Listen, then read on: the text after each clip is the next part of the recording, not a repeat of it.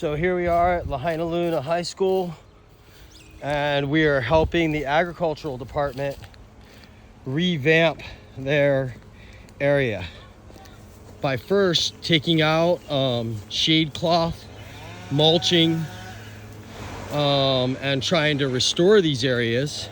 Some of the trees have borer beetle or just haven't been watered enough and have been neglected through the change of the ag administration, whatever's been happening within their stuff. So here we are now, and we're about ready to transform this, bring this back to the awesome dirt that it is, instead of covering it with weed mat. A lot of people have made this mistake thinking that would keep the weeds out, but it really doesn't work. So let's see how we can help the school usher in a new kind of mentality without weed mat and weeding and malama and take care of it. So let's see what this looks like.